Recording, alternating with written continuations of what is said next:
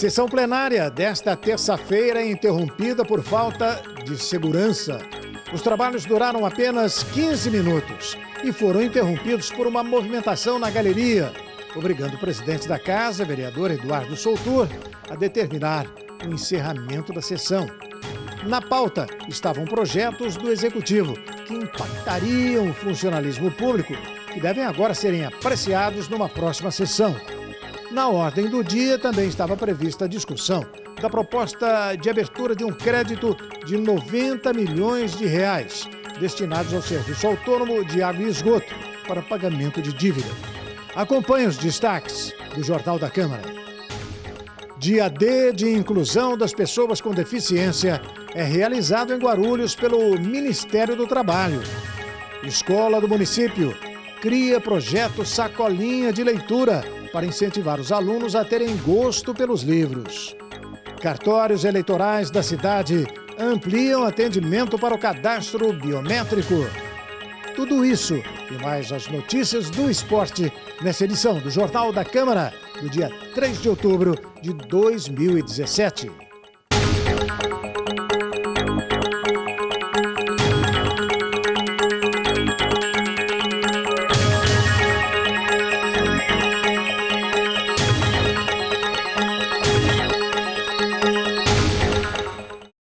Olá, amigos, sejam bem-vindos a mais esta edição do Jornal da Câmara. Hoje, como em todas as terças e quintas-feiras, é apresentado aqui do plenário da Câmara de Vereadores de Guarulhos. Houve confusão no início da sessão de hoje, provocando o encerramento dos trabalhos. A repórter Renata Dias acompanhou tudo.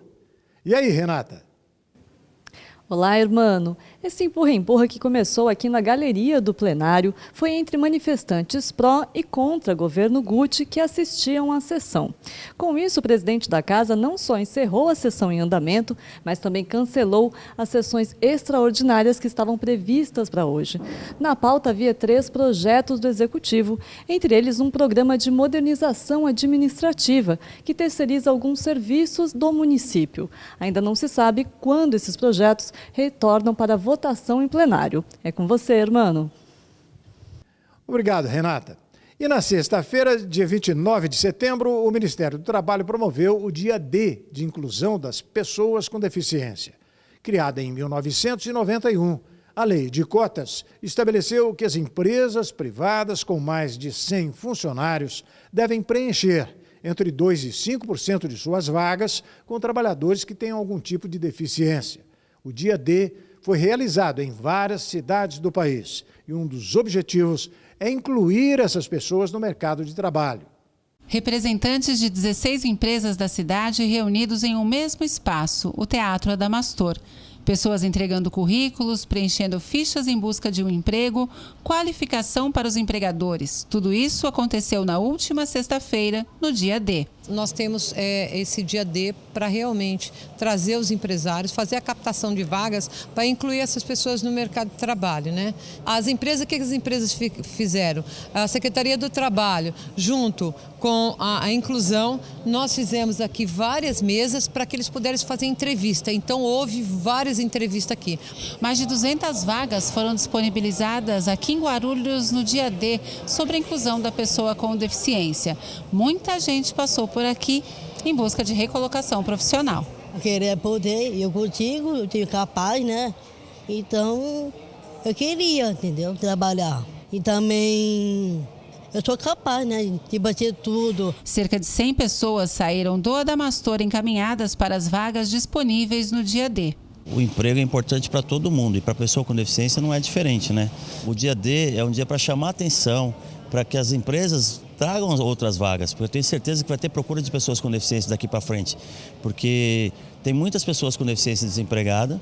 O emprego muda a vida da gente, porque você consegue comprar suas próprias coisas, você não fica refém de outras pessoas. E o deficiente tem que ter independência, tem que ter autonomia, tem que participar da sociedade como todas as pessoas, né? E eu costumo dizer o seguinte, eu não quero que o cinema seja grátis para o deficiente. Eu quero que o deficiente tenha um emprego que ele possa pagar o ingresso dele. As comissões permanentes da Câmara de Vereadores de Guarulhos voltaram a se reunir nesta terça-feira e o trabalho foi acompanhado pela repórter Eliane Anjos. É com você, Eliane. Olá, Hermano, olá para você que acompanha o Jornal da Câmara.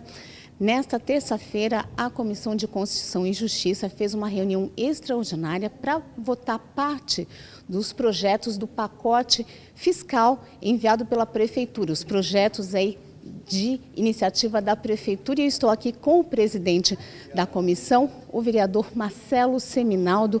Vereador, hoje vocês discutiram, analisaram aí alguns dos projetos da Prefeitura, um deles o PPI, que é o Programa de Parcelamento Incentivado, o CADIM Municipal, que é aquele cadastro de inadimplentes, e também o projeto que disciplina as concessões e permissões de serviços, obras e bens públicos para iniciativa privada. Qual foi a avaliação, qual foi o resultado aí que vocês chegaram a partir dessas discussões? Então, primeiro, sempre deixar claro para as pessoas que nos acompanham que a nossa opinião nessa comissão é uma opinião técnica, né, uma opinião focada na questão do aspecto jurídico das leis que são apresentadas. Então, sempre bom dizer que às vezes o vereador se manifesta favorável aqui na comissão e pode ser contrário no plenário e vice-versa. As matérias hoje foram importantes porque versam sobre assuntos que vão modificar muito a vida do guarulhense, né? Essa história do CADIM, por exemplo, que nós demos parecer, não deu parecer, nós oficiamos a prefeitura que faça uma correção. Essa matéria talvez volte para a gente depois da correção. É uma matéria complicada porque ela acaba fazendo com que o contribuinte que está inadimplente vá para o cadastro de inadimplente no momento em que a gente passa por uma grave crise econômica no nosso país. Então a gente tem que ter também essa sensibilidade. Nós demos parecer favorável no PPI, que é um programa que, considerando inclusive também essa questão econômica que a gente vive, é importantíssimo, que vai favorecer que as pessoas que possuem débitos com a prefeitura possam ir lá regularizar essa situação com decréscimo de multa e juros, né, que isso também foi extremamente importante. Então, para nós aqui da comissão, é isso, estamos aqui de forma extraordinária, né, trabalhando para que hoje na sessão possa transcorrer tudo tranquilamente e que a gente possa fazer o melhor para a nossa cidade. Agora tem outro projeto também, aquele que concede bens e serviços públicos para iniciativa privada. Vocês deram um parecer favorável, né? Mas com algumas restrições, com emenda, é isso? Sim, nós fizemos uma emenda supressiva porque havia lá um item que dava ao prefeito a condição de simplesmente incluir qualquer bem que não estava descrito nessa lei. E a gente entendeu por bem que não, que qualquer bem que não esteja descrito nessa lei, que de fato seja comunicado a essa casa para que a gente possa também discutir sobre os possíveis novos itens que vêm. Então, e deixar claro, né, que o que a gente está discutindo aqui é a legalidade, ou seja, o prefeito pode propor esse tipo de lei? Pode propor esse tipo de lei. Foi cumprido todos os requisitos formais, foram cumpridos. Agora, a nossa manifestação em plenário, ela é totalmente diferente. Tá certo, então, muito obrigada, vereador. Hermano, esses então foram os destaques da Comissão de Constituição e Justiça que aconteceu nesta terça-feira, extraordinariamente. É com você. Perfeito, Eliane. Pois é, uma escola aqui de Guarulhos incentiva os alunos a criar gosto pelos livros com o projeto Sacolinha de Leitura. Nele, crianças do ensino fundamental leem histórias para os colegas da educação infantil. Acompanhe a reportagem. Espalhados pelo gramado da escola Cis Ferreira, os alunos se dividem em pequenos grupos e mergulham nas histórias retratadas nas páginas coloridas dos livros infantis. O projeto acontece aqui ao ar livre. As crianças mais velhas do ensino fundamental são quem escolhem os livros, levam para casa no fim de semana e depois passam essas histórias para as crianças do ensino infantil no momento só delas. É divertido ler para eles, assim, contar, perguntar como que foi, se tá legal, o que está acontecendo na história. Eu acho que ajuda eles a estimular a imaginação. Eles têm uma troca, os alunos conversam muito, brincam, reconhecem o coleguinha que leu aquele dia e chamam por ele, e acabam contando alguma coisa da história, até para os pais, porque a gente tem relato dos pais, onde os pais contam que eles falam desses colegas maiores. Então, esse relacionamento, essa troca de experiência entre a criança da educação infantil e do fundamental é muito bom, né? A ideia inicial surgiu há 10 anos e foi se moldando com o passar do tempo. Para a diretora da escola, esse incentivo à leitura já teve reflexo no desempenho dos alunos e no IDEB, o Índice de Desenvolvimento de Educação Básica. porque a gente começou a perceber que o aluno começou a ter mais procura da leitura com o livro. Não acontecia só aquela leitura de leite em sala de aula pelo professor, e sim havia uma troca. A própria criança da educação infantil, que ainda não lia, ele já acabava demonstrando uma afinidade maior com os livros e contava a história do jeito dele. Então foi muito legal a gente ver o progresso desses alunos. Achei legal, porque a criança vai ficar feliz por a gente estar brincando com elas e lendo ao mesmo tempo. E para o pequeno Anthony, a leitura dos livros não parou na escola. Eu já li uma vez na minha casa, para meus pais, para minha mãe, para o meu irmão. Desde segunda-feira, dia 2 de outubro, os cartórios eleitorais da cidade estão atendendo em horário estendido para o cadastramento biométrico. Eles agora estão abertos das 9 horas da manhã até às 6 da tarde. São 3 horas a mais para a realização do procedimento. Até o momento, 417 mil eleitores já se cadastraram, o que representa 46% dos eleitores da cidade. Somente em setembro, 16 mil eleitores foram atendidos. O Tribunal Regional Eleitoral de São Paulo recomenda que os eleitores compareçam o quanto antes para evitar a formação de filas e a perda do prazo, que vai até março de 2018. Os eleitores que não fizerem o cadastramento terão o título cancelado. Muito bom. Agora, então, vamos a mais notícias do esporte dentro do Jornal da Câmara. Hoje, terça-feira, transmitido direto do plenário da Câmara Municipal de Guarulhos, vazio hoje, porque a sessão foi interrompida por motivo de confusão aqui na galeria do plenário. Mas o repórter Leandro Martins focaliza agora os jogos da seleção brasileira, que se apresenta nesta quinta-feira na altitude de La Paz, na Bolívia, e as conquistas da equipe de vôlei de Guarulhos no Campeonato Paulista. Fala, Leandro. Olá, Hermano Henning, olá para você que acompanha aqui o Jornal da Câmara. Hora então de a gente falar do esporte, notícias da seleção brasileira para você que treina em Teresópolis, já pensando na viagem para Santa Cruz de la Sierra e depois para La Paz, onde enfrenta a Bolívia na próxima quinta-feira, 5 horas da tarde, pelas eliminatórias sul-americanas da Copa do Mundo de 2018.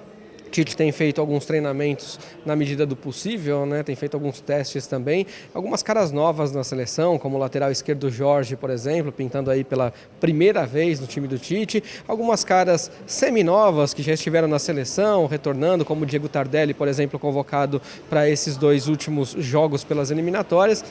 Então é a seleção se preparando aí, lembrando que a seleção já tem o título das eliminatórias garantido, já está classificado em primeiro, então é hora do treinador poder testar alguns jogadores e ter certeza da convocação final para a Copa do Mundo do ano que vem. Portanto, quinta-feira, então, repito para você, 5 da tarde, Bolívia e Brasil lá em La Paz, lá no estádio Hernando Siles.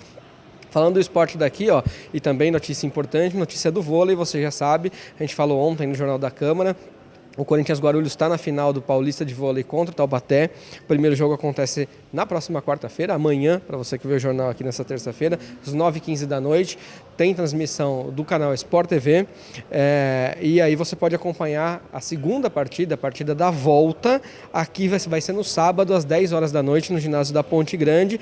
A partida também será transmitida pelo Sport TV, mas para você que quer ir lá prestigiar o time, ingressos a R$15 e já estão à venda aqui no restaurante Dona Panela, que fica na Avenida Bom Clima 126, beleza? Então essas as notícias do esporte de hoje. Aproveite, prestigie aqui o time da cidade no ginásio da Ponte Grande, fica aí o convite para você. Volto com você, Hermano Henning. É isso aí, Leandro.